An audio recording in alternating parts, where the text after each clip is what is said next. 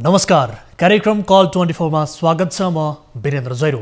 दर्शकहरू, अन्ततः पक्राउ परे नक्कली बैंक ग्यारेन्टी बनाएर 10 लाख भुक्तानी हत्याउन सफल ठेकेदार।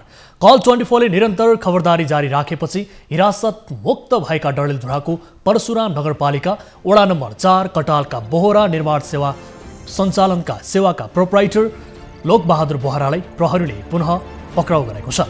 परशुराम नगरपालिकाबाट नेपाल बैंकको नक्कली कागजात बुझाएर रकम दिन सफल सञ्चालक बोहराको विषयमा सबै पक्ष अनभिज्ञ हुँदा कल 24 ले यो विषयको उठान गरेपछि स्वयं रकम दिने बैंकले बोहरामाथि मुद्दा दायर गरेको थियो। तर प्रहरीले बोहरालाई पक्राउ गरेको 3 दिनमा नै कागज नपुगेको बहानामा हिरासत मुक्त गरेको थियो। बोहरा हिरासत मुक्त भएपछि कानुनको खिल्ली किन उडाइयो भन्दै कल 24 ले डडेलधुरा प्रहरीको ध्यान खिचेको थियो। डडेलधुराको नेपाल बैंक शाखाले मंगलबार कृत्य मुद्दा दायर गरेपछि डडेलधुरा प्रहरीले हिरासत मुक्त गराएका बोहरा पुनः पक्राउ परेका हुन्। यो फलोअप रिपोर्ट आजको कार्यक्रममा हामीसँग अपडेट यस विषयमा हामी तपाईँ दर्शकहरूलाई गराउनेछौँ। सँगसँगै यता बागलुङ नगरपालिकाको दमकलको भर्याङ हराएको 5 वर्ष पुग्दा पनि फेला पार्न सकिएको छैन। आगलागीको कुनै घटना हुँदा ढिलो आउने गरेको, कहिले आगलागीको घटना भएपछि मात्र पानी भर्न जाने गरेको आरोप खेप्दै आएको बागलुङ नगरपालिकाको दमकल सेवाको अहिले आएर हराएको भर्याङको जोड चर्चा हुन थालेको छ।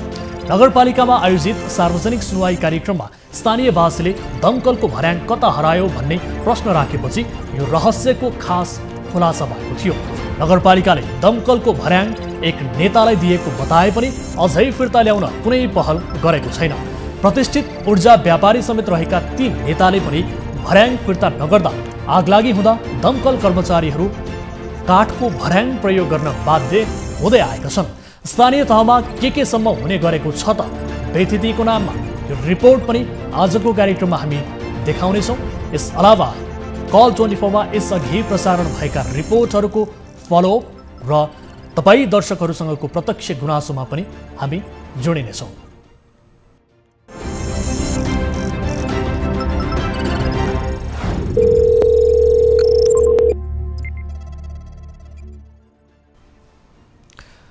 दर्शकहरू, कार्यक्रम कल 24 को नयाँ श्रृङ्खलामा हामी उपस्थित भइसकेका छौँ। कुनै आपद विपदमा पर्नु भएको छ, कुनै समस्यामा पर्नु भएको छ, कुनै जिज्ञासा अथवा आफ्ना गाउँठाउँमा भएका व्यथिति, विसङ्गति, अनियमितता, भ्रष्टाचारबारे जानकारी गराउनु पर्नेछ भने तपाईँका लागि यति बेला हामीले हाम्रो हटलाइन खुला गरिसकेका छौँ र टोल फ्री नम्बर रहेको छ 1660 011 2424 र यसै गरी एनसेल नम्बर रहेको छ 980115 7 2424 र भाइबर नम्बर 9884 011 037 तपाईँका लागि हामीले खुला गरेका छौँ र कार्यक्रम अवधिभर हाम्रो टेलिभिजनको स्क्रिनमा तपाईँले यो नम्बर देख्न सक्नुहुन्छ। कुनै जिज्ञासा छ भने तपाईँले राख्न सक्नुहुन्छ। हामी तपाईँले उठाउनुभएका विषयवस्तुहरू, तपाईँले जानकारी गराउनुभएका विषयवस्तु उप निरन्तर रूपमा त्यसको रिपोर्ट प्रसारण गरेर सम्बन्धित निकायलाई घचघचाउने कोसिस गरिरहेका छौँ र त्यसको समाधानका लागि भरपूर कोसिस गरिरहेका छौँ। कतिपय विषयहरूको समाधान पनि भइसकेका छन् भने कतिपय समाधान हुन नसकेका विषयहरूलाई फलोअपका रूपमा हामीले निरन्तर खबरदारी गर्दै आएका छौँ। कुनै जिज्ञासा, कुनै जानकारी छ भने तपाईँले गराउन सक्नुहुन्छ भन्दै सबैभन्दा पहिले एउटा अपडेट यहाँहरू समक्ष प्रस्तुत गर्न चाहन्छौँ। डडेलधुरामा नक्कली बैंक ग्यारेन्टी बनाएर परशुराम नगरपालिकाबाट 10 लाख भुक्तानी लिएको विषयलाई कल 24 ले निरन्तर फलो गर्दै आएको छ। कार्यक्रममा यस विषयमा रिपोर्ट प्रसारण भएपछि नक्कली बैंक ग्यारेन्टी बनाउने परशुराम नगरपालिका वडा नम्बर 4 कटालका बोहरा निर्माण सेवा प्रणालीका प्रोप्राइटर लोकबहादुर बोहरा पक्राउ परेका थिए। तर पक्राउ परेको 3 दिनमा नै आवश्यक कागजात नपुगेको भन्दै डडेलधुरा प्रहरीले उनलाई जमानतमा छाडेको थियो। तर नेपाल बैंक शाखा डडेलधुराले मंगलबार नै बोहरामाथि कृत्य मुद्दा दर्ता गरी जाहेरी दिएपछि उनी पुनः प्रहरीको फन्दामा परेका छन्। उनलाई बिहीबार प्रहरीले पुनः नियन्त्रणमा लिएको जनाएको छ।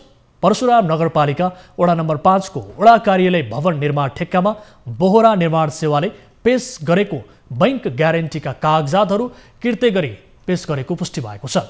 अहिले जिल्ला अदालत डडेलधुराबाट 7 दिनको म्याद थप अनुमति लिई थप अनुसन्धान कार्य अगाडि बढाइएको प्रहरीले जनाएको छ। उनले सरकारी कार्यालयको कृत्य कागजात बनाई सरकारी कार्यालयलाई ठगेको देखिन्छ। तर परशुराम नगरपालिकाले दोषी विरुद्ध उजुरी दिन नमानेपछि बैंकले दिएको उजुरीका आधारमा उनलाई पक्राउ गरिएको हो। नगरपालिकालाई समेत ठगेका बोहरा विरुद्ध नगरपालिकाले उजुरी नदिएपछि यो घटनामा नगरपालिकाका कर्मचारीको संलग्नता हुन सक्ने शंका पैदा भएको छ। यद्यपि उनी यति बेला पक्राउ परेका छन्। यस विषयलाई आगामी कार्यक्रममा हामी निरन्तर रूपमा फलो गर्नेछौँ र यो अपडेट यहाँहरू समक्ष प्रस्तुत गर्यौँ। सबैभन्दा पहिले आजको अर्को विषय कार्यक्रम कल 24 मा हामीले सिराहाको विष्णुपुर गाउँपालिकामा जनप्रतिनिधिहरूले मनोमानी ढङ्गले काम गरिरहेको विषय उजागर निरन्तर गर्दै आएका छौँ। नमुना गाउँपालिका समेत भनिएको यो गाउँपालिकामा गाउँपालिका अध्यक्ष र वडा अध्यक्षहरू बीच टसल चलिरहेको बारे हामीले जानकारी गराएका थियौँ। गाउँपालिका अध्यक्षले कार्यपालिकालाई समेत जानकारी नगरी मनोमानी ढङ्गले काम गर्ने गरेको वडा अध्यक्षहरूले नै आरोप लगाएका थिए। गाउँपालिकामा कर्मचारी भर्ना, पोखरी ठेक्का, विकास निर्माणका काममा समेत मनोमानी हुने गरेको खुलासा गरेका थियौँ।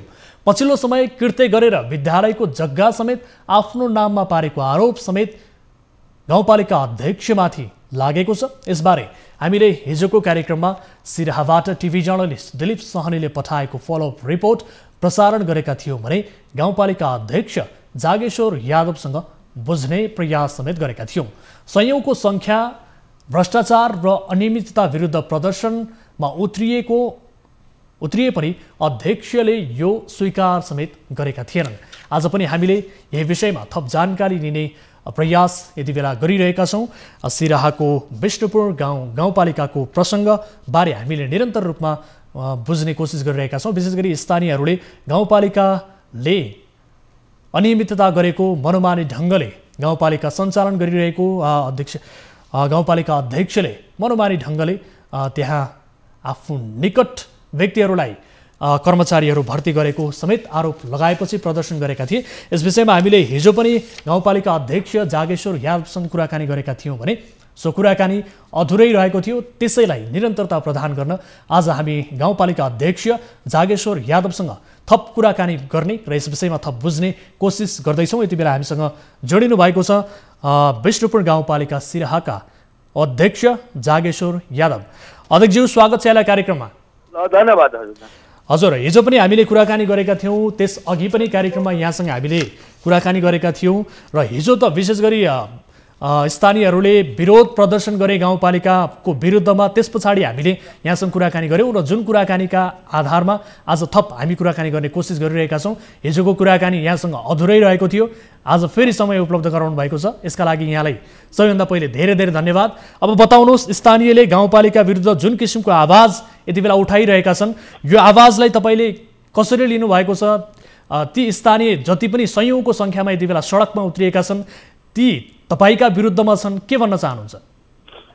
हाम्रो भनाइ त हामीले जुन कुरा भन्छौँ त्यो कुरा त हजुरले राख्ने हुन्न। हाम्रो एउटा के थियो, वास्तविक आएर अनुगमन गरेर राम्रो हुन्थ्यो, त्यो कुरा हजुरहरूले सुनिदिनु पर्यो। फर्स्टमा हाम्रो त्यही कुरा हो, जुनसुकै आँखाबाट नहेरेर बोल्ने देख्ने त्यो राम्रो हुँदैन। एकचोटि हामीले के गर्नुपर्छ म गरौँला, तर एकचोटि अनुगमन गरेपछि कस्तो अनुगमन गर्ने अध्यक्षज्यू? एकजना होइन, दुईजना होइन, तीनजना होइन, संयोगको संख्यामा स्थानीयहरू बताइरहेका छन्। एकातिर 100 जना छ, एकातिर अब 7,000 मान्छे छ, कसलाई कुन कुरा तपाईँले सुन्नु भन्नुहोस् हजुर? भनेपछि ती स्थानीयहरू सबै तपाईँका विरुद्धमा यो तपाईँले जुन एकदमै छैन। एउटा वार्डमा केही मान्छेले यो किसिमले गर्दैछ, यो 10 दिनदेखि गर्दैछ, यो 3 वर्षदेखि किन गर्दैन, त्यो पनि पत्ता लगाउनु पर्छ। ठिक छ अध्यक्षज्यू, हिजो हामीले कार्यक्रममा तपाईँलाई धेरैजनाको आवाज पनि सुनायो, गुनासो पनि सुनायो।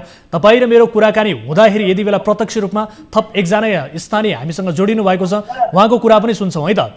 अब स्थानीयको कुरा सुन्दाखेरि त त्यो गाउँपालिकाको मान्छे त हँसिहाल्छ।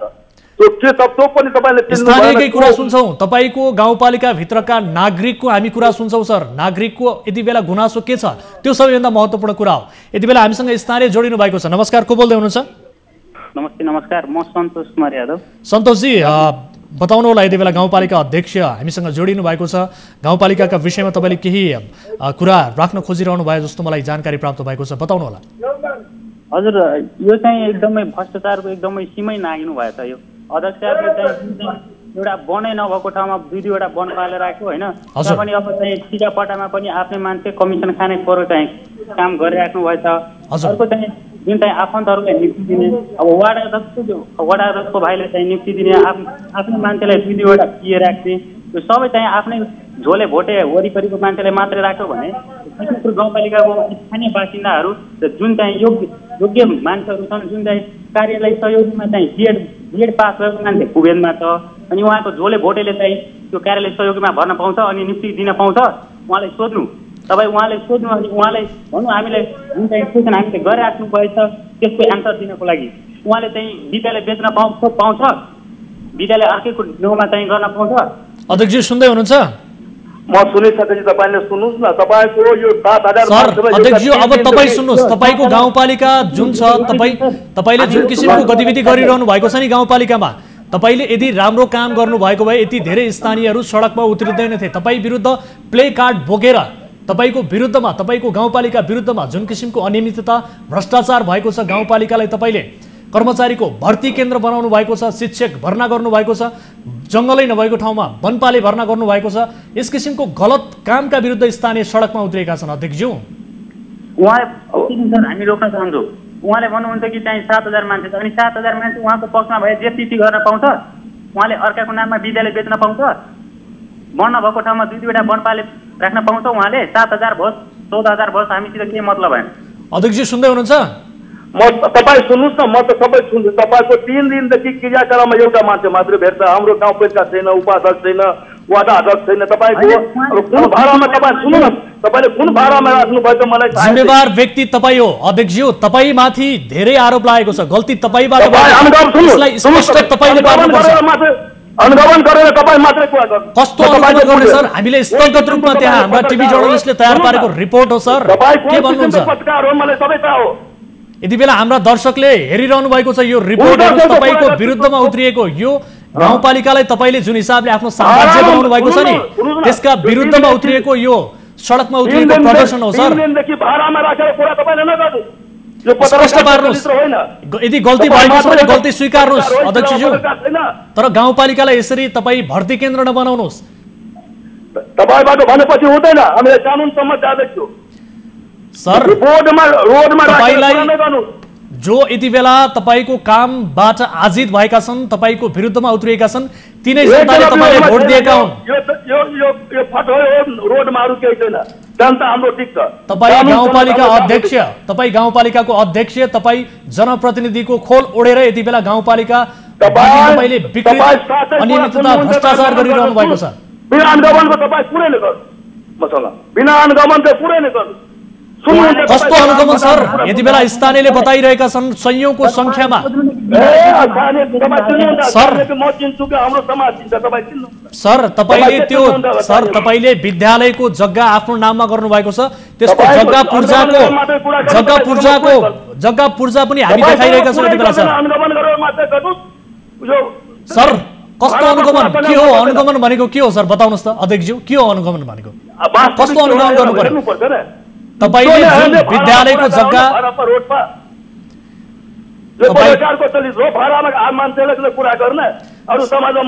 सर, यो प्रदर्शन जुन छ, यो प्रदर्शन अध्यक्ष एकैछिन सुन्नु होला, यो प्रदर्शन जुन छ, यो प्रदर्शन तपाईका विरुद्धमा उत्रिएको होइन। यति बेला सडकमा जुन हिसाबले तपाईँ अध्यक्ष हुनुहुन्छ, तपाईँले यसको जवाब दिनुपर्छ। तपाईका विरुद्धमा यति बेला जो सडकमा उत्रिएका छन् त्यो तपाईँका विरुद्धमा उत्रिएका होइनन् ती जनता? सर ती जनताले तपाईलाई मतदान दिएर जिताएका हुन्। अध्यक्षज्यू सुन्दै हुनुहुन्छ? हाम्रो विचारमा तपाईँ यो देशको कानुनभन्दा माथि हो। तपाईँ कानुन विपरीत काम गर्ने जनप्रतिनिधिको खोल ओढेर तपाईँ कानुनभन्दा माथि हो। तपाईँले जे जति काम गर्नुभएको छ त्यो सबै कानुन विपरीत गर्नुभएको छ। शिक्षक भर्ना तपाईँले कानुन विपरीत गर्नुभएको छ। नगर गाउँपालिकामा कर्मचारी भर्ना कानुन विपरीत गर्नुभएको छ। जङ्गलै नभएको ठाउँमा वनपाले भर्ना गर्नुभएको छ। अध्यक्षज्यू अहिले ती वनपालेलाई तपाईँले विरोध भइसके पछाडि कार्यालय सहायक बनाउनु भएको छ।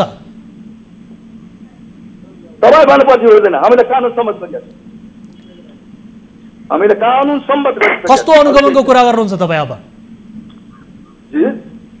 तपाईले जो प्रशासकीय अधिकृत हुनुहुन्छ उहाँ बिदामा बसेको बेला अर्को निमित्त प्रशासकीय अधिकृत बनाएर उहाँको अनुमति बिना तपाईले त्यो पोखरीको ठेक्काको सम्झौता समेत गर्नु भएको छ सर।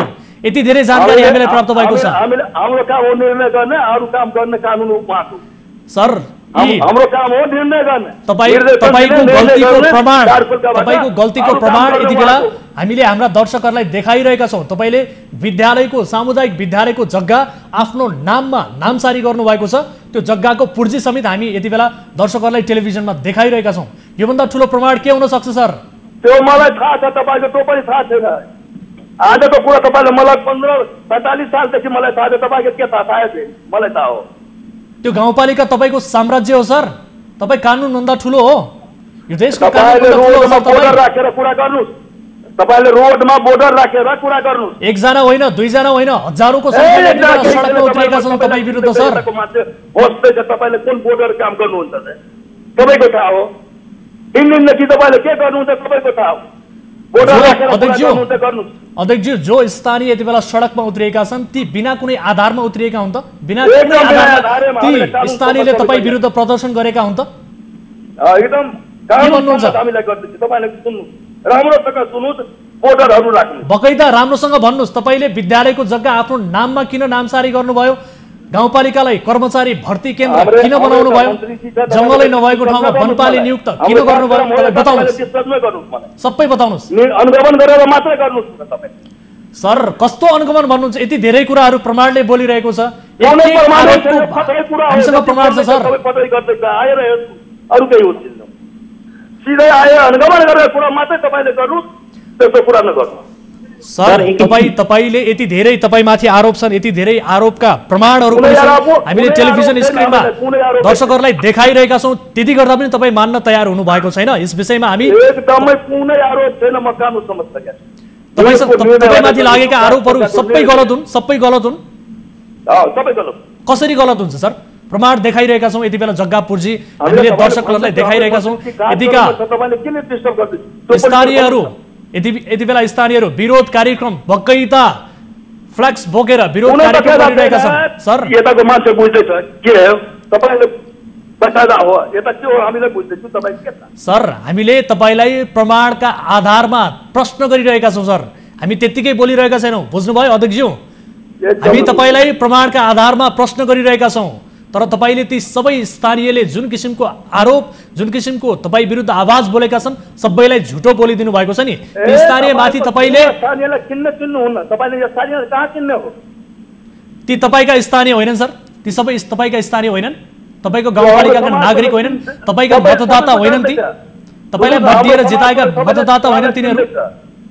3 दिनमा तपाईले एकजना भेट्नु अहिलेसम्म बोट। अध्यक्षज्यू, जो सडकमा उत्रिएका छन् स्थानीय ती तपाईका मतदाता, तपाईका गाउँपालिकाका नागरिक हुन् कि होइनन्? गाउँपालिका नागरिक हुन्? एकदम नागरिक हो।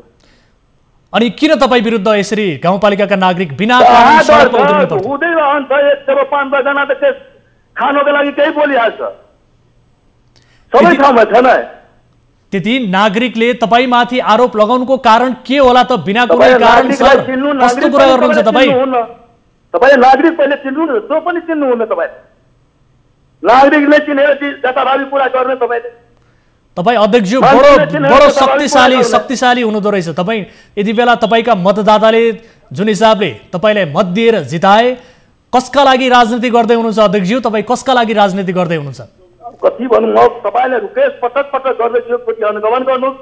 त्यो नै गरेर सर कस्तो अनुगमन? तपाईले सुन्नुहुन्छ रोडको भाडाको? सर हामीले स्थलगत रूपमा रिपोर्टिङ गरेका छौं। यति धेरै प्रमाण तपाईमाथि लागेका आरोपहरू, यति धेरै प्रमाणका डकुमेन्टहरू हामीले देखाइरहेका छौं टेलिभिजनमा। अब कस्तो अनुगमन गर्नु पर्यो सर? के हो अनुगमन भने? हामीले कानुन सबै गरिएको छु। तपाई कुनै थाहा छैन। कस्तो अनुगमन गर्नु पर्यो अध्यक्षज्यू? ल बताउनुस् त। आएर हेर्नु पर्यो वास्तविक। सर हामी त्यहाँ आएर हेरेका छौं। त्यही आएर हामीले भिडियो खिचेका छौं। स्थानीयको आवाज त्यहीबाट लिएका छौं। बकैदा प्रमाणका आधारमा तपाईसँग प्रश्न गरिरहेका छौं। सर स्थानीयले यति धेरै आरोप तपाईमाथि लगाएका छन्, यति धेरै तपाई विरुद्ध यति धेरै आवाज उठाइरहेका छन् भने सर तपाई कसको लागि राजनीति गर्दै हुनुहुन्छ सर? कसको लागि अध्यक्षज्यू? कसको लागि राजनीति गर्दै हुनुहुन्छ तपाई? तपाईँका नागरिकले तपाईँमाथि त्यति धेरै आरोप लगाइरहेका छन्। त्यो भाडापाको नागरिक हो, म सफाको कुरा पत्रकारले सुने। यो बोर्डरलाई म जान्दैछु, हाम्रो समाजको लोक पनि चिन्दै, तपाईँ चिन्नुहोस् न। तपाईँले केही पनि गल्ती गर्नु भएको छैन त्यसो भए? केही गरेको छैन, तपाईँले आएर ह्यान्डकमन गर्नु। यो कसरी आयो त सर? तपाईँले विद्यालयको जग्गा आफ्नो नाममा गर्नुभएको होइन, जग्गा आफ्नो नाममा गर्नुभएको होइन, यो प्रमाण कसरी आयो त सर? कर्मचारी भर्नाको कुरा कसरी आयो सर? जङ्गलै नभएको ठाउँमा वनपाले नियुक्तिको कुरा कसरी आयो? त्यो अहिले कसरी नियुक्ति भयो सर? कार्यपालिकाको बैठकलाई समेत थाहा छैन सर। मलाई तपाईलाई लाग्छ होला यी जनताहरूले तपाईलाई बेकुफ बनाए भन्ने तपाईले लाग्छ होला, जनताप्रति तपाईले विश्वासघात गर्नुभएको छ सर। म कसैलाई बेकुफ बनाउने होइन, तपाईले बेकुफ बनाउन कुरा सुन्नुहुन्छ। बोर्डरको कुरा, रोडको बोर्डरको बेकुफको कुरा सुन्नुहुन्छ तपाईले। यो आरोप तपाईमाथि लागेको छ, यसलाई स्पष्ट पार्नुस् न त सर। गल्ती गरेको होइन भन्ने प्रमाण के छ तपाईसँग? म कानुन सम्मत गरिरहेको छु, जति गरिरहेको छु कानुन सम्मत गरिरहेको छु। एकैछिन अध्यक्ष धैर्य गर्नु होला, एकैछिन धैर्य गर्नु होला। यति बेला हामीसँग गोविन्द यादव जो वडा अध्यक्ष हुनुहुन्छ तपाईको गाउँपालिकाको, हामीसँग जोडिनु भएको छ। वडा अध्यक्षज्यू स्वागत छ यहाँलाई कार्यक्रममा। हजुर नमस्ते। नमस्ते हजुर, अब विशेष गरी गाउँपालिका त यति बेला कर्मचारीको भर्ती केन्द्र भएछ, स्थानीयले विरोध पनि गरे, के हो वडा अध्यक्षज्यू यस्तो? वास्तविक कुरा त्यो सबैभन्दा पहिला त्यो कर्मचारी जुन भर्ना गर्नु भएको छ नि, वास्तवमा यो राजतन्त्र जस्तै गर्नु भएको छ कर्मचारी भर्ना। उहाँले अहिलेसम्म जुन कर्मचारी भर्ना गर्नु भएको छ, अहिलेसम्म यो कर्मचारी जति कर्मचारी भर्ना गर्नु भएको छ यो सबै गैर कानुनी हिसाबमा गर्नु भएको छ कर्मचारी भर्ना। यो अहिलेको स्थितिमा अहिले वनपाले 2टा गर्नु भएको थियो। अस्ति मैले आवाज उठाउँदाखेरि एउटा वनपालेको नामै हटाइदिनु भएको छ, अनि वनपालेको नाउँमा राख्दाखेरि कासा सहयोग बनाइदिएछ। वनपाले पहिला राख्ने वनपाले, अनि अहिले कासाको राखिदिने, कासा बनाएर राखिदिने, त्यो तरिका त भएन नि सर त। वडा अध्यक्षज्यू एकैछिन होल्डमा रहनु होला, लाइनमा रहनु होला। यति बेला हाम्रो गाउँपालिका अध्यक्षले टेलिफोन सम्पर्क काटिदिनु भएको छ। आम दर्शक महानुभावहरूलाई म जानकारी गराउन चाहन्छु, यति बेला उहाँसँग प्रश्न गर्दा गर्दै उहाँले हाम्रो टेलिफोन सम्पर्क काटिदिनु भएको छ। गाउँपालिका अध्यक्ष जो जागेश्वर यादव हुनुहुन्छ, यति बेला हामीसँग जोडिनु भएको छ राष्ट्रिय सतर्कता केन्द्रका प्रवक्ता ज्ञानराज सुवेदी। प्रवक्ताज्यू स्वागत छ यहाँलाई कार्यक्रममा। हजुर, हामीले अब बारम्बार यहाँसँग स्थानीय तहमा भइरहेका व्यथिति विसङ्गतिबारे कुराकानी पनि गरिरहेका छौँ, यहाँसँग जानकारी पनि लिइरहेका छौँ। यति बेला सिराहाको विष्णुपुर गाउँपालिकाको बारेमा अलिकति म तपाईँलाई ब्रिफ गर्न चाहन्छु। विशेष गरी त्यहाँ गाउँपालिका अध्यक्षले यति बेला मनोमानी ढङ्गले कर्मचारी भर्ना, शिक्षक भर्ना सँगसँगै जङ्गलै नभएको ठाउँमा वनपाले समेत नियुक्त गरेको कुरा र उहाँले सामुदायिक विद्यालय आफ्नो नाममा, व्यक्तिगत नाममा नामसारी गरेको कुराहरू यति बेला आइरहेको छ र जसको विरोध यति बेला वडा अध्यक्षज्यूहरूले पनि गरिरहनु भएको छ। हामीसँग यति बेला वडा अध्यक्षज्यू पनि जोडिनु भएको छ, सोही गाउँपालिकाका गोविन्द यादवजी। उहाँबाट यो विस्तृत कुराहरू तपाईँलाई सुनाउन चाहन्छु। सबैभन्दा पहिले गोविन्दजी सुन्दै हुनुहुन्छ? हजुर, त्यहाँको बारेमा बताउनु होला। यति बेला गाउँपालिका अध्यक्षले जे जस्तो कुराहरू त्यहाँ गरिरहनु भएको छ मनोमानी रूपमा, त्यहाँ तपाईँको गाउँपालिकाभित्र भइरहेका कुराहरूबारे स्पष्ट रूपमा बताउनु होला। यति बेला हामीसँग राष्ट्रिय सतर्कता केन्द्रका प्रवक्ताज्यू जोडिनु भएको छ। मैले सबैभन्दा पहिला म यो भन्न चाहन्छु कि यो विष्णुपुर गाउँपालिकामा सबैभन्दा पहिला जुन कर्मचारी तन्त्र जुन बनाउनु भएको छ, जो आफन्तहरू जुन बनाउनु भएको छ, यो 100% गलत कुरा हिसाबलाई बनाउनु भएको छ। हजुर, अहिले जुन शिक्षकमा भर्ना गर्नु भएको छ, जो कोरोना भाइरस तपाईँको जो कोभिड-19 पुरो विश्वमा शिक्षा बन्द भएको थियो, अनि शिक्षाको टाइममा अहिले के गरेछ त्यो अलि कोरोना शिक्षाको टाइममा त्यो शिक्षामा भर्ना गर्ने, अनि डाक्टरको टाइममा डाक्टर भर्ना नगर्ने, अनि शिक्षाको डाक्टरको टाइममा शिक्षा भर्ना गर्ने, 12-13वटा भोलिन्टियर भर्ना गरेर त्यो बिना प्रक्रिया हिसाबमा भर्ना गर्नु भएको छ। अनि हाम्रो त्यो विष्णुपुर गाउँपालिकामा जुन हिसाबमा कर्मचारीहरू कार्यालय सहयोगी भर्ना गर्नुभएको छ भने जति कर्मचारी तपाईँको त्यो कर्मचारी प्रमुख प्रशासनिक अधिकारीहरू जति कर्मचारी नियामती छैन त्योभन्दा डबल गरेर त्यो कार्यालय सहयोगी भर्ना गर्नुभएको छ। हाम्रो वार्डमा त्यो वन छैन, वनपाले 2टा भर्ना गर्नुभएको थियो। मैले अस्ति आवाज उठाउँदाखेरि त्यो वनपाले एउटा वनपालेको नामै काटिदिनु भएको छ, अनि एउटा वनपाले कार्यालय सहयोगी बनाएको छ त्यो लिस्टमा। अनि अर्को कुरा फेरि त्यो पनि गरेछन्, त्यो वनपाले के भन्छन्, हाम्रो वार्डमा जति पोखरीहरू टिका लागेको थियो 3 सालमा, तर दामी पोखरीहरू टिका लाग्दै थियो, जुन पोखरी 3 सालमा 20 लाखमा टिका लाग्ने, अनि यो पोखरीहरू अहिले के गर्नु भएको छ 5 सालमा 13 लाखमा टिका लगाइदिनु भएको छ। जुन पोखरी 13 लाखमा ठिका लाग्ने यो पोखरी जेबीमा हालेर पैसा राखेछ, आफन्तलाई खान दिएछ, त्यो पोखरी नै नेपाल सरकारको राजस्वमा जम्मा भएछ अनि गाउँपालिकामा जम्मा भएछ। ठिक छ वडाध्यक्षज्यू, एकैछिन होल्डमा रहनु होला। प्रवक्ताज्यू सुन्दै हुनुहुन्छ? म सुनिरहेको छु। हजुर, अब यो वडा अध्यक्षज्यू जो जनप्रतिनिधि हुनुहुन्छ उहाँहरूले नै गरेको गुनासो सँगसँगै स्थानीयले पनि थुप्रै गुनासो गरेका छन्। उहाँहरूले गाउँपालिका विरुद्ध विरोध प्रदर्शन नै गरेका छन्, सडकमा उत्रिएर गाउँपालिका विरुद्ध प्रदर्शन नै गरेका छन्। अनि अर्को पनि छ पनि सर कुरा, अनि त्यो विद्यालय पनि त्यो के भन्छ बेच्नु भएको छ, त्यो पनि छ नि त्यहाँ, हेर्नुहोस् न त्यो पेपर छ नि साथमा सबै चिज छ त्यहाँ। हजुर, प्रवक्ताज्यू हामीसँग लाइनमै हुनुहुन्छ? ठिक छ, प्रवक्ताज्यू सुन्दै हुनुहुन्छ? अनि अहिले यो पनि गाडेको छन् सर। हजुर, अब अध्यक्षज्यूले यसरी मनोमानी गरिरहनु भएको छ, जनप्रतिनिधिबाट यस किसिमका कानुन विपरीत उहाँहरूले कर्मचारी भर्ना गर्नेदेखि लिएर सामुदायिक विद्यालयको जग्गा समेत आफ्नो नाममा गरेको कुराहरू कृत्य गरेर आफ्नो नाममा गर्नुभएको कुराहरू आइरहेको छ सर, यसमा के हुन्छ सर? अब यो विषय चाहिँ यो मैले पहिलोचोटि सुन्दैछु होइन, यो मैले यसभन्दा अगाडि सुनेको अथवा हामीसँग उजुरीमा परेको विषय थिएन है। हजुर, अब उहाँहरूले चाहिँ जुन वडा अध्यक्षज्यूले भन्दै हुनुहुन्छ होइन यादवजी, अहिले वडा अध्यक्षको हजुर वडा अध्यक्षज्यू हुनुहुन्छ, सँगसँगै थुप्रै स्थानीयले गाउँपालिका विरुद्ध विरोध प्रदर्शन नै गरेका छन्, सडकमै उत्रिएका छन्, हामीलाई धेरै गुनासो गरेका छन्।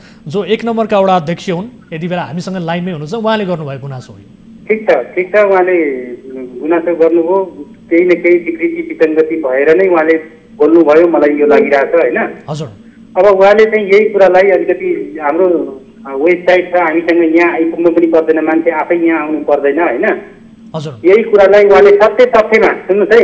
हजुर, सुन्नुहोस् है, मैले यहाँ एउटा कुरा जोड दिइरहेको छु। अब कोभिड छ, मान्छेको मुभमेन्ट चाहिँ कम भइरहेको छ, समय परिस्थिति यस्तै किसिमको छ, तर उहाँले सत्य तथ्यमा आधारित रहेर हजुर उहाँले चाहिँ उजुरी बनाएर एउटा चाहिँ पठाइदिनुहोस्। म तुरन्त यहाँ चाहिँ छानबिन समितिमा राख्ने छानबिन समिति बनाएर मैले टोली पठाइदिन्छु, अनि हाम्रो टोली गएर चाहिँ छानबिन गरेर ल्याउँछ, जे देख्छ त्यो अनुसारको मैले न्युज 24लाई पनि जानकारी गराउँला। साथसाथै मैले त्यो सत्य तथ्यमा उहाँले दुःख दिने मनसायले अथवा कुनै होइन, यो उहाँको मात्र होइन, थुप्रै स्थानीय हजारौं स्थानीय यति बेला सडकमा उत्रिएका छन् होइन।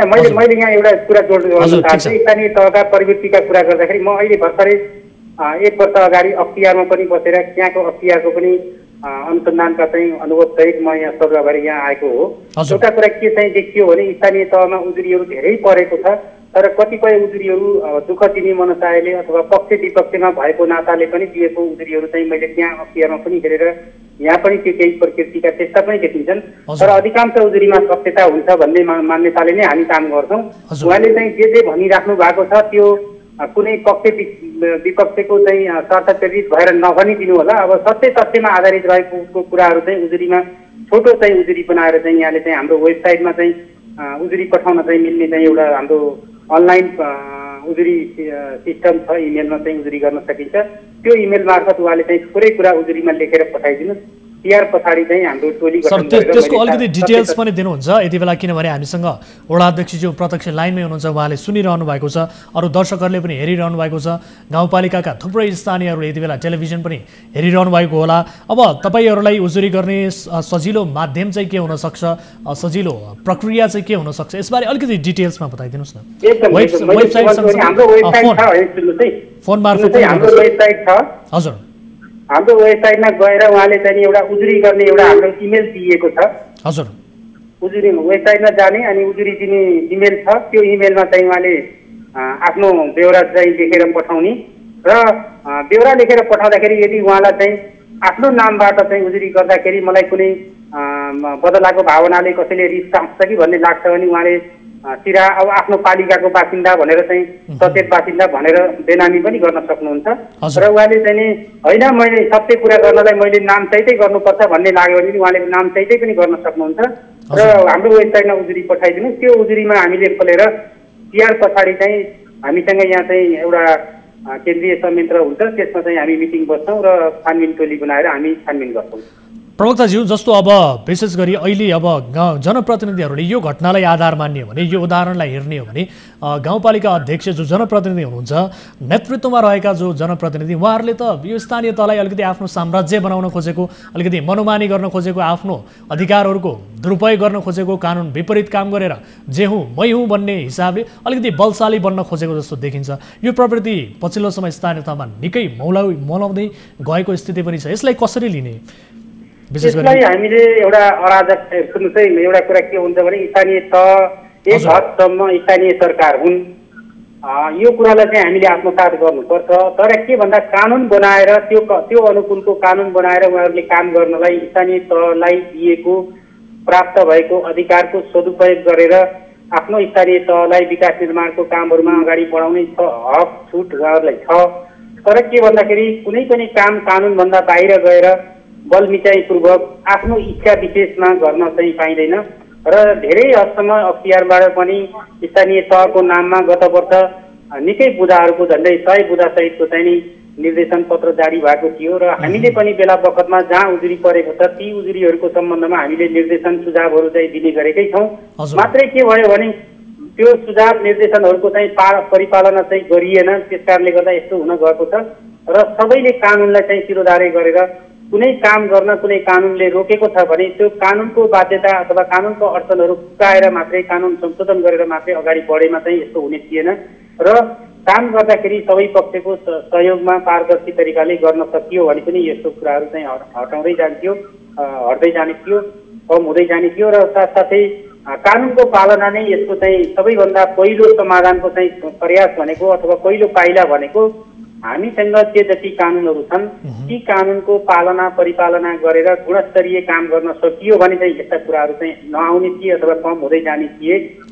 हामीले चाहिँ स्थानीय तहलाई त्यही नै भन्न चाहन्छौँ कि तपाईँहरू स्थानीय सरकार हो, स्थानीय सरकारले स्थानीय स्रोत साधनको सदुपयोग गर्नुहोस्, राम्रा रचनात्मक विकास निर्माणका कामहरूमा चाहिँ आफ्नो कार्यक्रमहरू फोकस गर्नुहोस् भन्ने चाहन्छौँ र यो चाहिँ अब हामीले बेला बखतमा चाहिँ उजुरी परेका स्थानीय तह विशेषको रूपमा चाहिँ जुन स्थानीय तहमा जे विकृति देखिएको छ त्यो स्थानीय तहलाई हामीले सुझाव पनि पठाउने गरेका छौँ र यो स्थानीय विष्णुपुर नगरपालिका भन्नुभयो कि गाउँपालिकाको हकमा पनि मैले त्यही भन्न चाहन्छु कि तपाईँहरूले चाहिँ यो सतर्कता केन्द्रको अहिले मैले बोलिरहेको कुरा पनि नेपाल सरकारको एउटा निकायको प्रवक्ताको रूपले भनेको कुरालाई चाहिँ एउटा निर्देशन सुझाव अथवा सल्लाहको रूपमा चाहिँ लिएर चाहिँ काम गर्नुभयो भने अझै पनि सुधार गर्ने ठाउँहरू रहन्छ।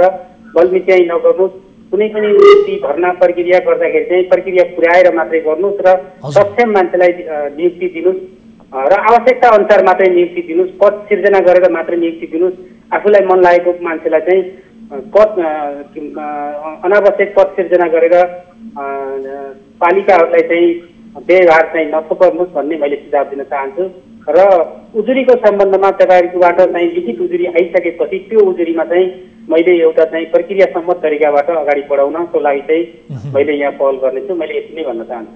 ठिक छ, एकैछिन यो तपाईँको जुन वेबसाइट छ सर अलिकति डिटेल्समा भन्न सकिन्छ सर? वेबसाइट सकिन्छ हाम्रो NBC www.nbc.gov.nt हाम्रो वेबसाइट हो। यो वेबसाइटमा भित्र गइसके पछाडि हजुर एकपल्ट फेरि दोहोऱ्याएर भनिदिनु होला सर प्लिज। ल हाम्रो वेबसाइट चाहिँ www.nbc.gov.nt यो हाम्रो वेबसाइट हो। हजुर त्यसमा भित्र गइसकेपछि तपाईँले उजुरी गर्ने निकाय चाहिँ उजुरी गर्ने चाहिँ हटमेल हाम्रो छ, त्यहाँ हटमेल भनेर दिइएको छ, त्यो हटमेलमा चाहिँ यहाँले उजुरी गरिदिनु होला। हस्, यति बेला वडा अध्यक्षज्यू पनि हाम्रो लाइनमै हुनुहुन्छ। वडा अध्यक्षज्यू सुन्दै हुनुहुन्छ? हजुर, प्रवक्ताज्यूले भनेको प्रक्रिया थाहा पाउनु भयो? अब विशेष गरी तपाईँ सर मैले उजुरी पनि गरिसकेको छु सर। तपाईँले उजुरी गरिसक्नु भएको छ? उजुरी पनि गरिसकेको छु सर मैले। अनि अर्को कुरा यो पनि छ सर, अनि त्यो गाउँपालिका प्रशासकीय अधिकृत हुँदा 1 गतेदेखि 12 गतेसम्म त्यो गाउँपालिका प्रमुख प्रशासकीय हुँदा अनि के गरे सहायकबाट त्यो प्रमाणित गरेर त्यो पेपरहरूमा टिका लगाउनु भएको छ, त्यो पनि मिल्छ सर। अनि यो हिसाबमा काम गर्ने मान्छे के भन्छन्, प्रशासन अधिकृतलाई नमान्ने, के भन्छन् त्यो प्रमुखलाई नमान्ने, अनि सहायकलाई साइन गराउने, सहायकबाट साइन गरेर प्रमाणित गराउने, अनि आफन्तलाई राख्ने त प्रक्रियामा हुन्छ सर त्यो प्रक्रियाहरू। हजुर, यो यसबारे भर्खरै हामीलाई प्रवक्ताज्यूले पनि बताउनु भयो। यो कानुन विपरीतको काम यदि तपाईँहरूले उजुरी गर्नुभयो भने तपाईँले उजुरी चाहिँ कहाँ गर्नुभयो यसबारे बताउनुहोस् त। बन्दीवास अख्तियार दुरुपयोगमा। हजुर, अख्तियारमा गर्नुभयो।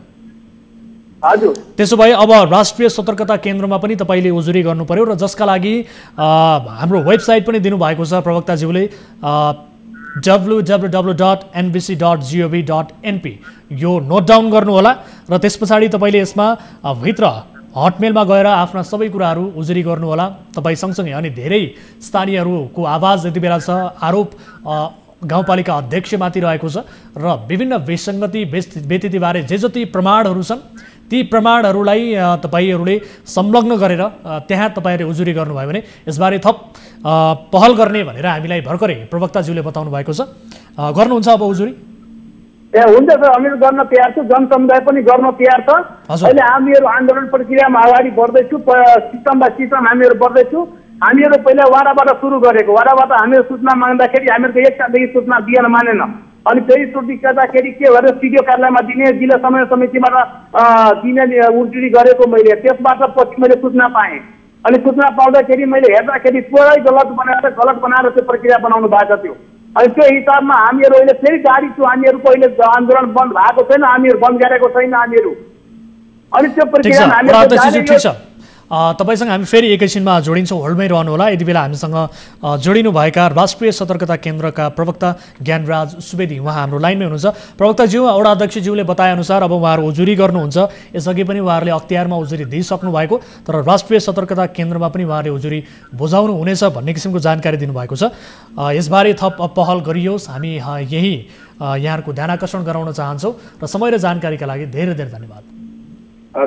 धन्यवाद। वडा अध्यक्षज्यू। हजुर सर, सुन्दै हुनुहुन्छ मलाई त? म सुने सर, सुने। अब गाउँपालिका अध्यक्षले बताए अनुसार यो आरोपहरू जति पनि छन्, गाउँपालिका अध्यक्षमाथि लागेको आरोप, गाउँपालिकामाथि लगाइएको आरोप सबै गलत हो भन्नुहुन्छ। कतै तपाईँहरूको प्रतिशोध त होइन? सबैभन्दा पहिला सुन्नु न सर, यस्तो भयो। म भन्दाखेरि गाउँपालिका अध्यक्षले म ठिक छ, मैले मुखले भने उसले गलत हो, उहाँले भन्नुपर्ने मलाई गलत हो, समाज गलत हो भन्ने ठाउँ त गलत हुँदैन नि त, कपी किताब त गलत हुँदैन नि त, जुन कोमा साइन गरेर प्रमाणित गर्नुभयो त्यो त गलत हुँदैन नि त। अहिले हामीहरूको गाउँपालिकामा हाकिमले जुन 76 सालमा वनपाले नियुक्ति गर्नु भएको छ त्यो साइन गरेर दिनुभएको छ हामीहरूसँग। अनि अहिले त फेरि वनपाले कहाँबाट कट्यो? अस्ति त्यो अध्यक्षज्यूले भन्नुहुन्थ्यो म 7वटा टिचर मात्रै भर्ना गर्नुभएको छ, अहिले 13वटा टिचर भर्ना गर्नुभएको छ। के गाउँपालिका अध्यक्षले थाहा छैन कसले टिचरहरू नियुक्ति गर्यो? तपाईँहरूले यो वडा अध्यक्षज्यू तपाईँले बताएअनुसार अख्तियारमा पनि उजुरी गर्नुभयो होइन? कति समय भयो उजुरी गर्नुभएको अख्तियारमा? अब जनसमुदायहरूले गर्नु भएको छ। कति समय भयो उजुरी गर्नुभएको अख्तियारमा? लगभग 2 दिन भयो सर। 2 दिन भयो? हजुर, 2 दिन भयो। ठिक छ, यस विषयमा तपाईँसँग विशेष गरी अब हामीले प्रवक्ताज्यूको पनि कुराकानी गरायौँ। राष्ट्रिय सतर्कता केन्द्रका प्रवक्ताज्यू, उहाँको कुरा पनि तपाईँले सुन्नुभयो, सबै कुरा बुझ्नुभयो होइन त? अब त्यहाँ पनि तपाईँहरूले उजुरी गर्नुभयो भने यसबारे राष्ट्रिय सतर्कता केन्द्रले पनि आफ्नो काम कारबाहीहरू अगाडि बढाउनेछ र जुन हिसाबले मनोमानी गरिरहनु भएको छ अध्यक्षज्यूले, जो गाउँपालिका अध्यक्ष हुनुहुन्छ जागेश्वर यादव, उहाँले गरिरहनु भएको जुन किसिमको मनोमानी छ, जुन किसिमको क्रियाकलापहरू छ, कानुन विपरीत जे जति कुराहरू गर्नुभएको छ, यसबारे राष्ट्रिय सतर्कता केन्द्रले पनि आफ्नो तर्फबाट काम कारबाहीहरू अगाडि बढाउनेछ, अनुसन्धान गर्नेछ। तर त्यसका लागि भने तपाईँहरूले त्यहाँ पनि उजुरी बुझाउनु पर्ने हुन्छ है त? हुन्छ सर, म बुझाउन तयार। हस्, जानकारीका लागि धेरै धेरै धन्यवाद। दर्शकहरू हुनुहुन्थ्यो यति बेला हामीसँग गोविन्द यादव, जो वडा अध्यक्ष हुनुहुन्छ विष्णुपुर गाउँपालिका सिराहाका। उहाँसँग हामी केही बेरमा पुनः जोडिनेछौँ, किनभने हामी यति बेला कोसिस गरिरहेका छौँ अख्तियार दुरुपयोग अनुसन्धान आयोगका तारानाथ अधिकारीसँग कुराकानी गर्ने, किनभने यो अख्तियारमा पनि यो उजुरी उहाँहरूले दिइसक्नु भएको छ।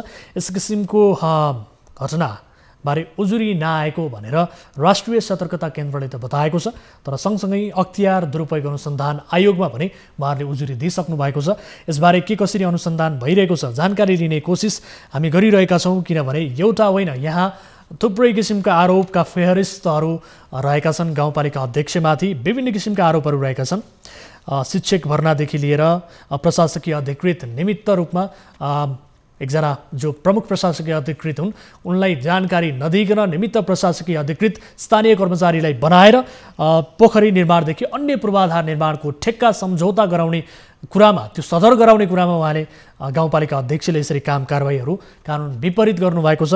सँगसँगै विद्यालय, सामुदायिक विद्यालयको जग्गा समेत उहाँले आफ्नो नाममा गर्नुभएको छ। विशेष गरेर उहाँले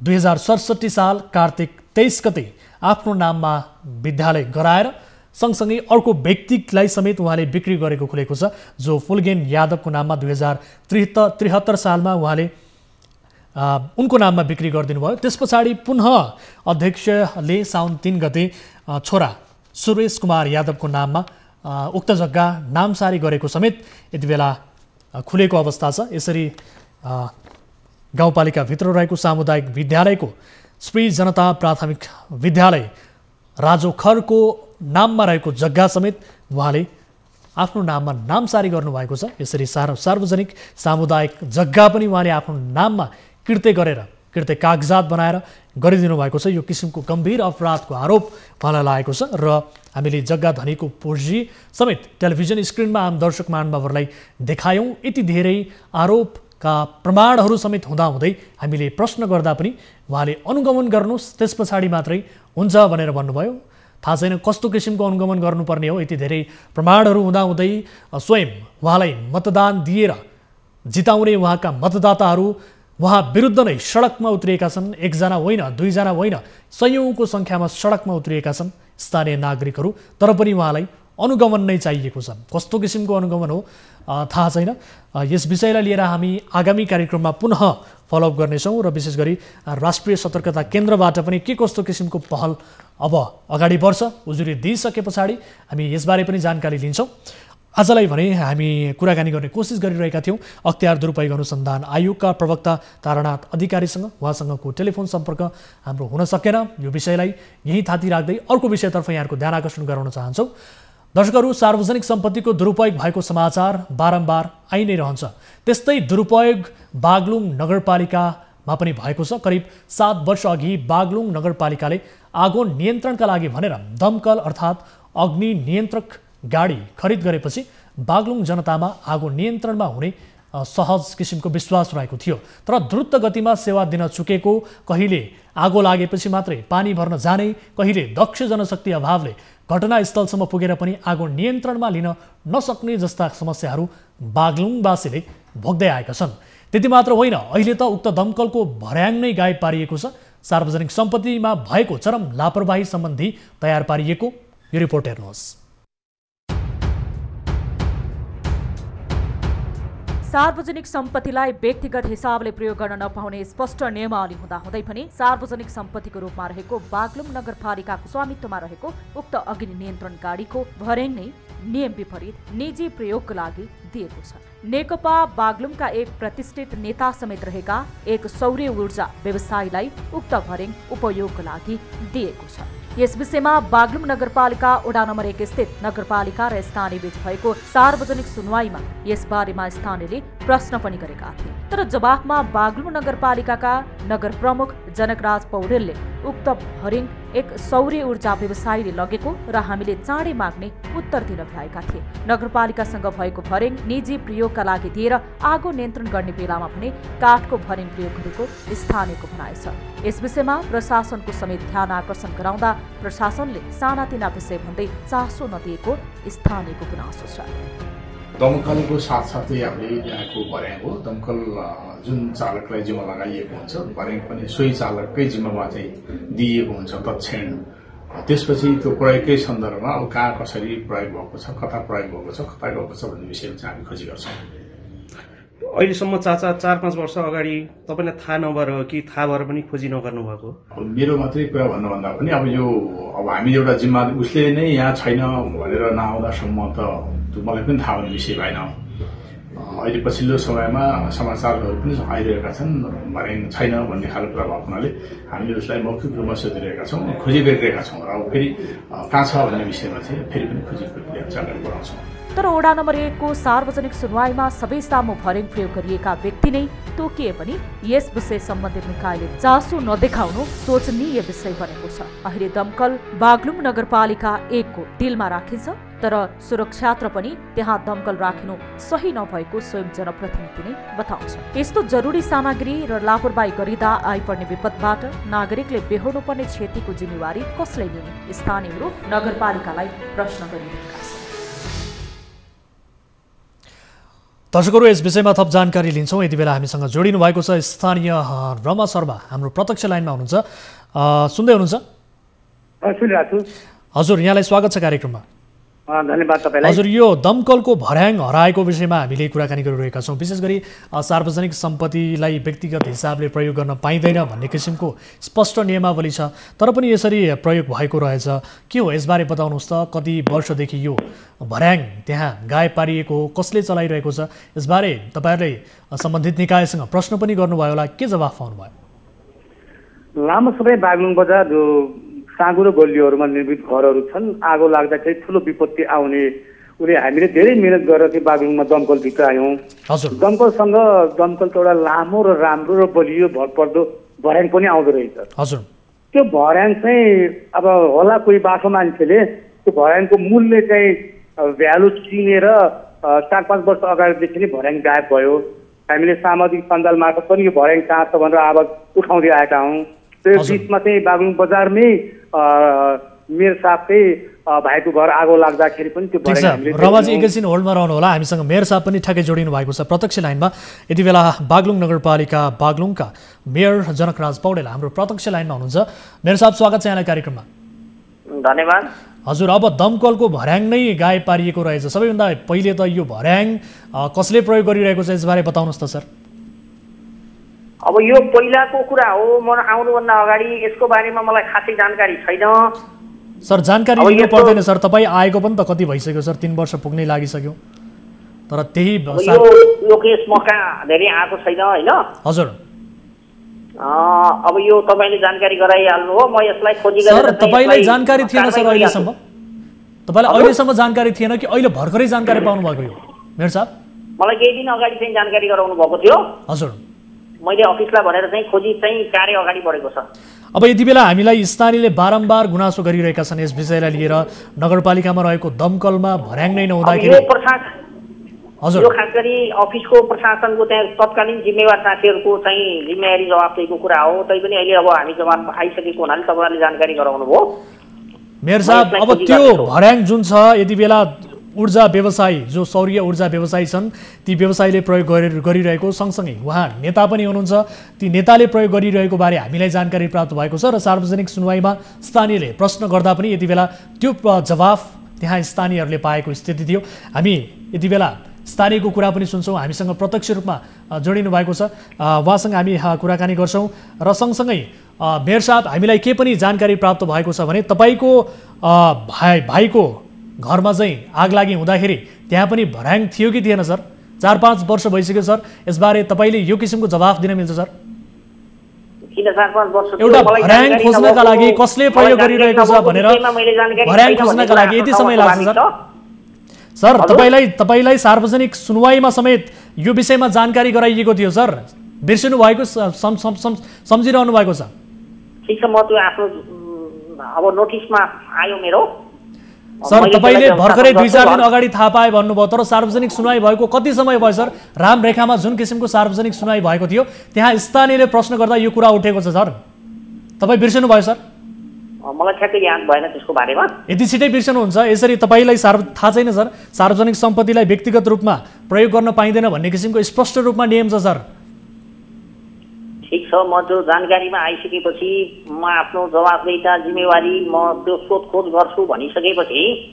सर, यति धेरै समय भइसक्यो, हेर्नुहोस् त, भोलिका दिनमा आपद विपद पऱ्यो भने एउटा भर्याङका लागि हामी यो विषयमा कुराकानी गर्न त हामीलाई एकदमै लज्जास्पद महसुस पनि भइरहेछ सर। एउटा भर्याङका विषयमा मेयर साहबसँग कुराकानी गर्नुपर्दा, प्रश्न गर्नुपर्दा, यसरी आरोप प्रत्यारोप गर्नुपर्दा हामीलाई अत्यन्त लज्जास्पद भएको। अझ लज्जास्पद कुरा त तपाईँलाई 4 वर्षदेखि यसबारे जानकारी नै छैन भनेर भन्नुभयो सर। यो सुन्यो भने त दर्शकहरू त हाँस्छन् सर।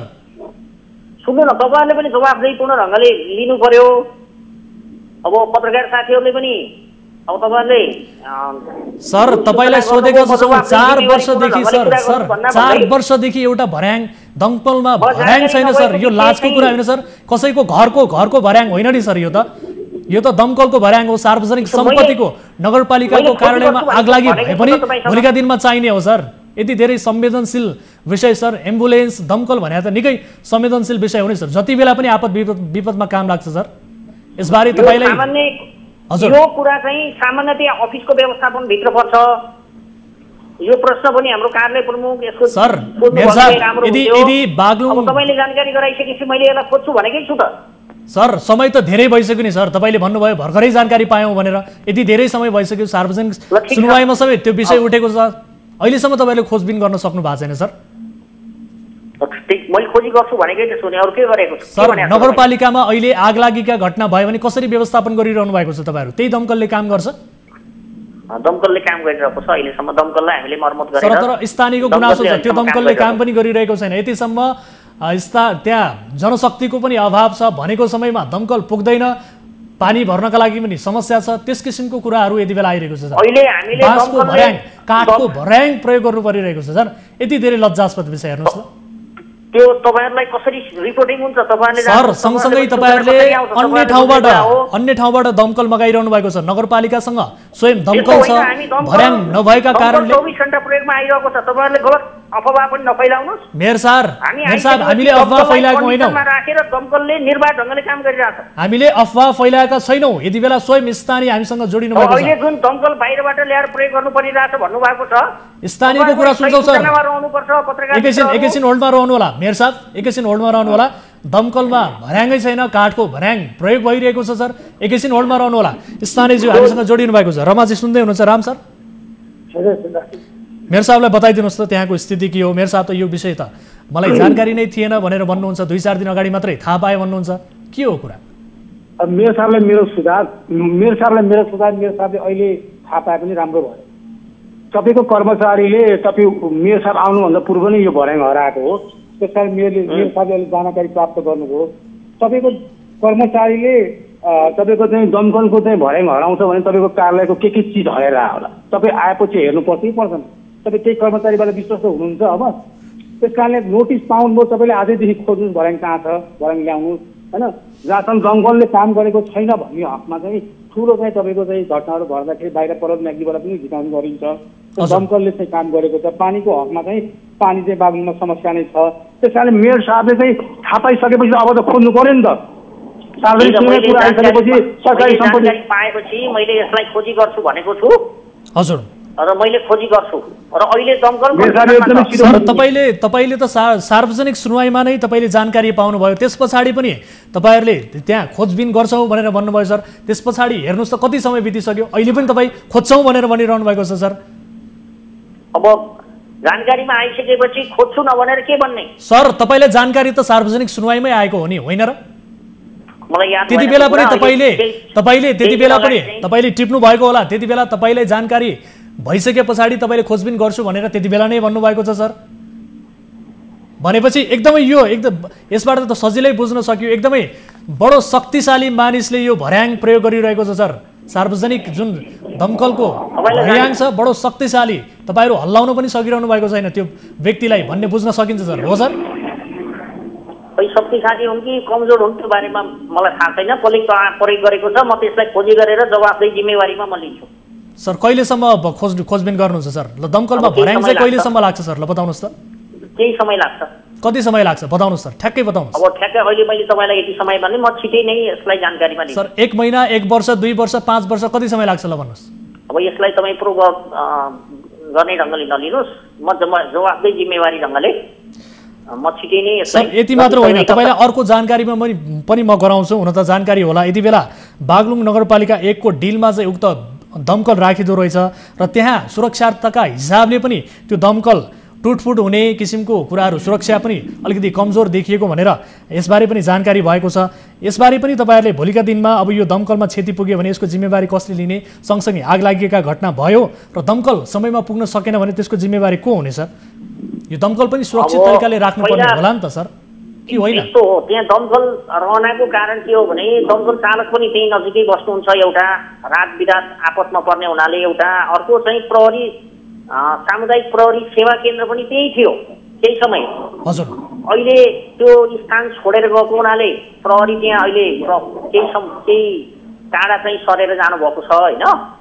त्यही भएर सामुदायिक प्रहरीको नजिकै सुरक्षा हुन्छ भन्ने ढङ्गले र हाम्रो चालक पनि त्यही नजिकै बस्ने हुनाले तुरुन्तै सर्भिस दिन सकिन्छ भन्ने आधारमा त्यहाँ तपाईँहरूले जुन किसिमको यो लापरवाही गरिरहनु भएको छ नि सर, प्रहरी सामुदायिक प्रहरी त्यहाँबाट बाहिर जानुभएको छ। 2-4 मिटर चाहिँ अलिक बाहिर चाहिँ उहाँ वासस्थान परिवर्तन भएको छ उहाँले सेवा दिने क्षेत्र।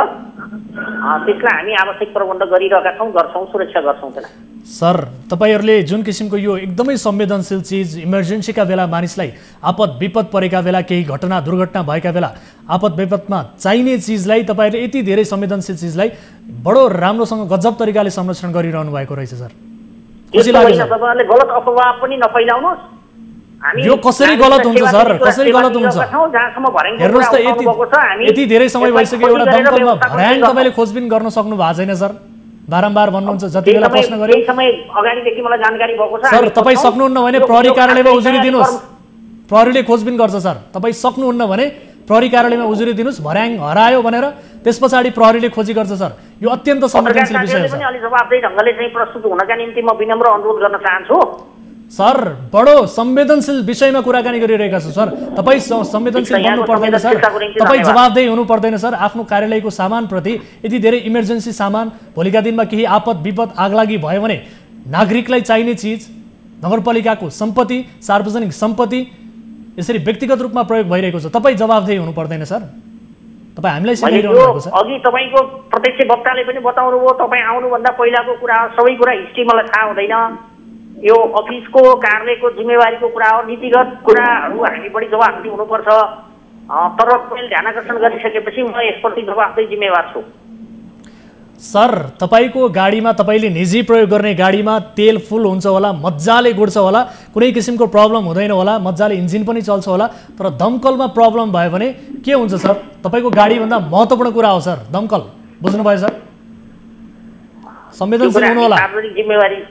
जिम्मेवारीमा हामी राम्रोसँग हिक्का राखेका छौँ सर यसलाई। ठिक छ सर, हामी केही समयमै सुन्न पाऊँ, विशेष गरी केही दिनभित्रै यो शुभ समाचार सुन्न पाऊँ कि भर्याङ 15 दिन कि 1 महिना टाइम माग्नु न। उहाँले कहिले ठुलो छैन होला। हजुरहरूले समय नतोक्नुहोस्, म छिटै जानकारीमा ल्याउँछु।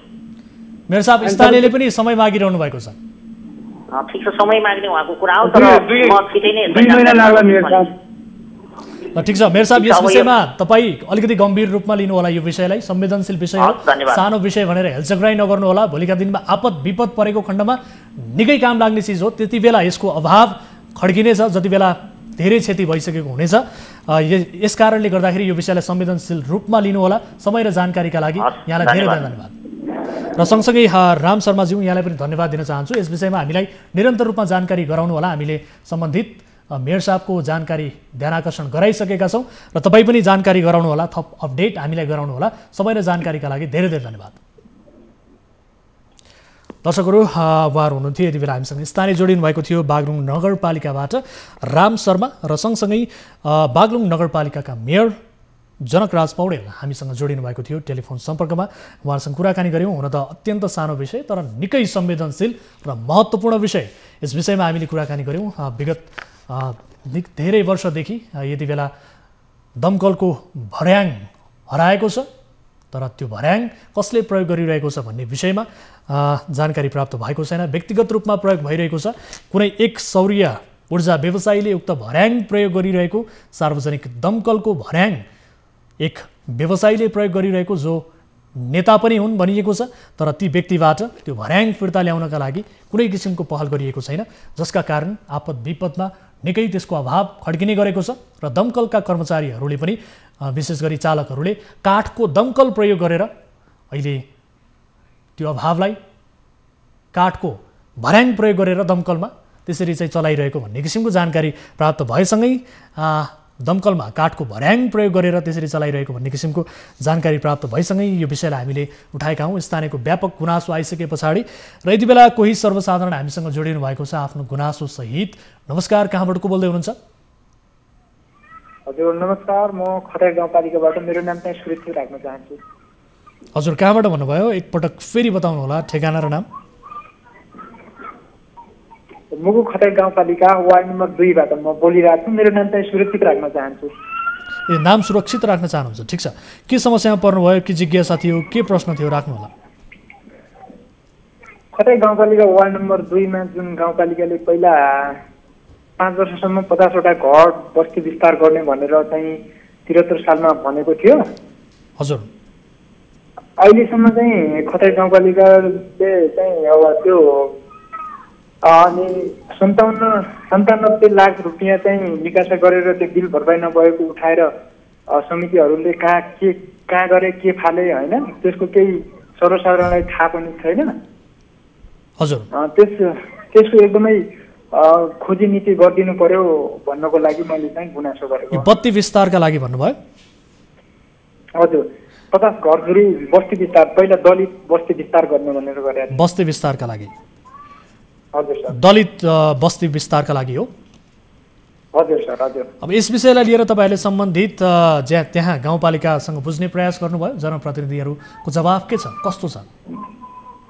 जनप्रतिनिधिहरूबाट त बुझ्ने त्यस्तै हो। अब जनप्रतिनिधिहरूले भन्न पनि चाहँदैन, समितिहरूले पनि अब यस्तो उस्तो भनेपछि अब तिनीहरूले पनि अब आलटाल गरेर अब समस्याहरू चाहिँ अब प्रत्यक्ष चाहिँ भन्न चाहँदैनन्, होइन।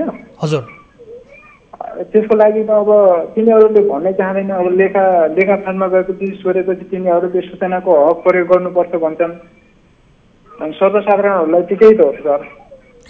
भनेपछि त्यहाँ 97 लाख रुपैयाँ चाहिँ यो विशेष गरी त्यहाँ छुट्याइएको थियो, तर समिति बनाइयो, समितिले यो पैसा कहाँ खर्च गर्यो, कसरी खर्च गर्यो, यसबारे केही पनि पत्तो भएन। त्यसको बारेमा केही थाहा छैन सर, त्यसको बारेमा केही थाहा छैन। हुन्छ, ठिक छ। समय र जानकारीका लागि तपाईँलाई धेरै धेरै धन्यवाद। हामी यस विषयलाई लिएर थप खोजबिन गर्ने कोसिस गर्नेछौँ। यदि त्यहाँ केही गडबड भएको छ भने त्यसबारे पनि उत्खनन गर्ने कोसिस गर्नेछौँ। तपाईँलाई समय र जानकारीका लागि धेरै धन्यवाद। सर, यसको लागि एकदमै खोजी नीति र एकदमै कहाँ के भयो सर, यसको लागि हाम्रा टिभी जर्नलिस्ट मार्फत त्यहाँ स्थलगत रूपमा यस विषयलाई लिएर थप बुझ्ने प्रयास गर्नेछौँ र यस घटनाको विषयमा थप अनुसन्धान गर्ने, विशेष गरी उत्खनन गर्ने कोसिस गर्नेछौँ। समय र जानकारीका लागि धन्यवाद। र फेरि कोही सर्वसाधारण हामीसँग जोडिनु भएको जानकारी प्राप्त भएको छ। नमस्कार, कहाँबाट को बोल्दै हुनुहुन्छ?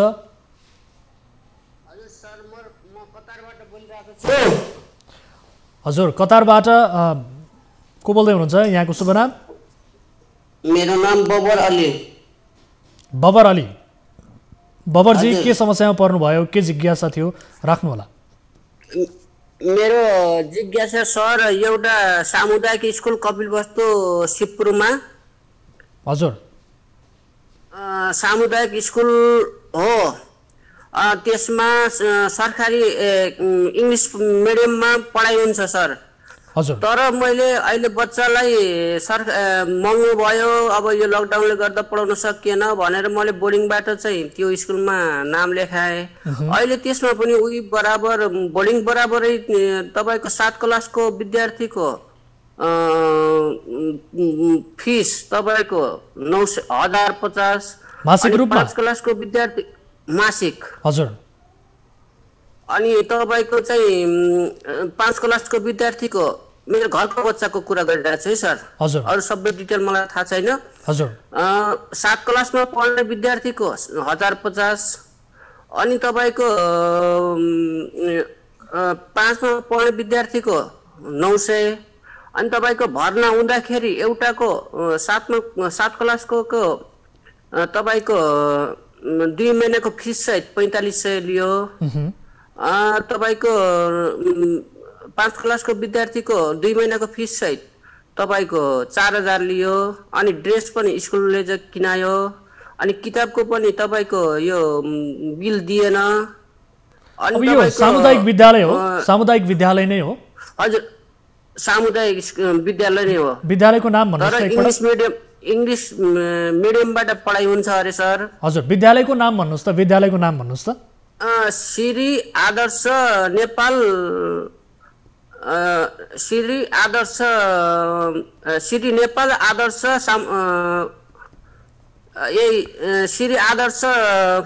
श्री आदर्श नेपाल मैले तपाईँले यहाँ फोटोमा पठाइदिएको छु त्यसको नाम पुरै नाम पनि मलाई थाहा छैन। ठिक छ, तपाईँ यसबारे थप विवरण बुझाउनु होला, हाम्रो भाइबर मार्फत तपाईँले पठाउन सक्नुहुन्छ र त्यस पछाडि यस विषयको थप वास्तविकता जान्ने बुझ्ने कोसिस हामी गर्नेछौँ।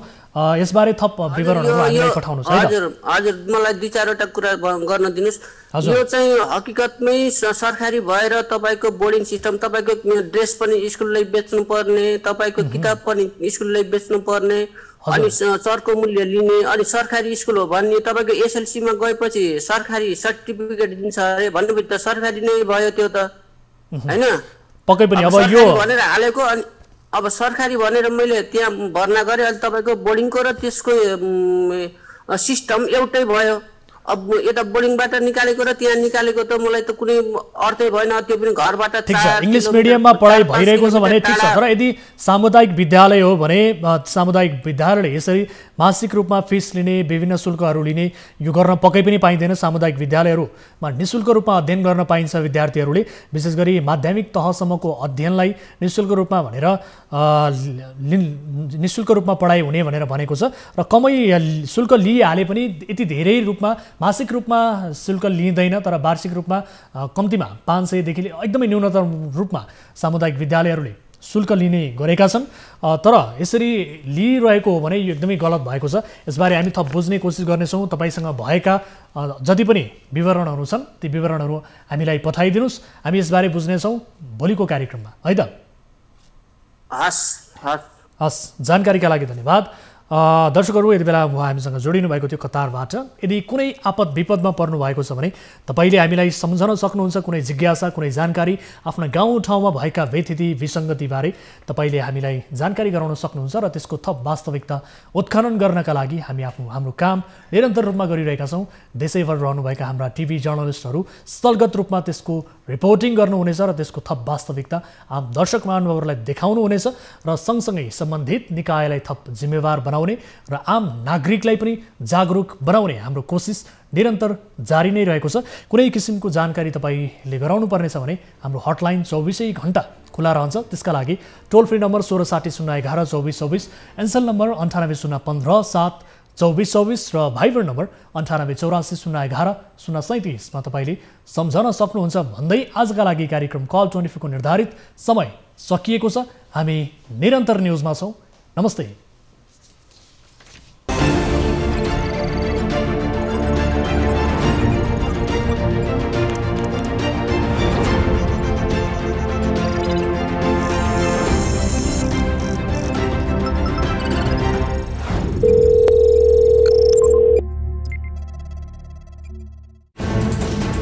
कोरोनाले सृजना गरेको सङ्कटमा पल पलका न्युज अपडेट र हर क्षेत्रको कभरेजका लागि न्युज 24 नेपाल युट्युब च्यानललाई सब्स्क्राइब गर्नुहोला।